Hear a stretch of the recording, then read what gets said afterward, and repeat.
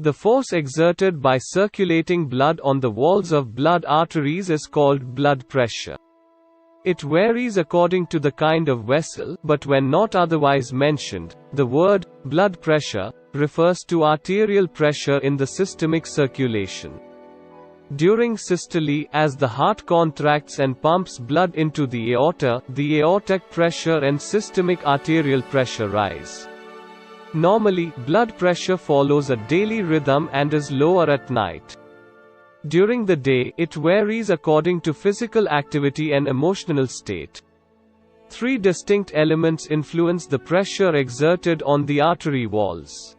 The first is cardiac output, or the volume of blood pushed out of your heart by your ventricles each minute. As cardiac output increases, your blood pressure rises. Blood volume, or the total amount of blood in your body, is the second component that affects your blood pressure. Blood pressure increases as blood volume increases. Resistance, which is anything that works against the flow of blood through your arteries, is the third component that impacts your blood pressure. Numerous elements play a role in resistance. One aspect that contributes to resistance is the elasticity of your arterial wall.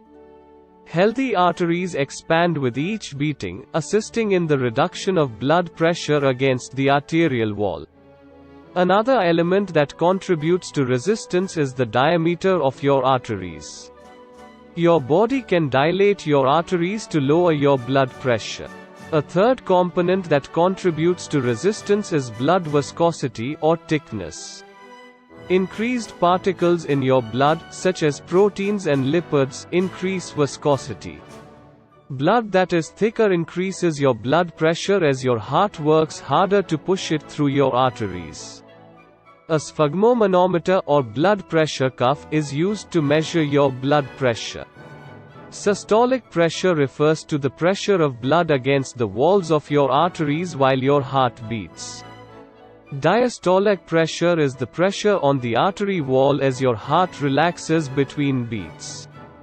While your blood pressure may fluctuate throughout the day, it should typically be less than 120 mm of mercury in the systolic and less than 80 mm in the diastolic. If your systolic pressure is frequently greater than 140 or your diastolic pressure is frequently greater than 90, you have hypertension. While hypertension does not manifest symptoms immediately, it gradually affects blood vessels and is a significant risk factor for several cardiovascular disorders, including stroke, aneurysm, and heart attack, as well as end organ damage, such as renal failure or eyesight loss. As a result, hypertension is dubbed the silent killer. Main hypertension can be classified as primary or secondary, with the former accounting for more than 90% of cases. Primary hypertension has no evident origin and may develop because of advanced age, obesity, a high-salt diet, a lack of physical activity, smoking, or excessive alcohol use. Most typically, the blood arteries get hardened because of aging or bad diets, making blood flow more difficult. In contrast, secondary hypertension is caused by an underlying disease. Numerous illnesses and variables can contribute to hypertension. The most significant are renal disease and hormonal imbalances. Over time, excessive blood pressure damages the artery walls. Your artery wall may become weakened and bulge, a condition known as an aneurysm. Alternatively, the wall may rupture and leak into the adjacent tissue. Small breaks in the arterial wall may attract certain elements in your blood, including cholesterol, fat, and calcium, resulting in the formation of a plaque. As the plaque enlarges, blood flow via the artery reduces. Blood cells can adhere to the plaque and form solid clumps known as clots, decreasing or totally restricting blood flow. Damage to your arteries further elevates your blood pressure by causing your heart to beat more rapidly. Damage to the arteries and decreased blood flow result in illnesses such as stroke, heart attack, and renal disease. In most cases, the cause of hypertension or high blood pressure is unknown. This type of hypertension is referred to as main or essential hypertension. Essential hypertension treatment entails lifestyle modifications, such as consuming a healthy diet. If you are sodium sensitive, your doctor may advise you to restrict your intake of salt and highly processed foods. Sodium may cause your body to retain water, increasing both the volume of your blood and the pressure in your blood.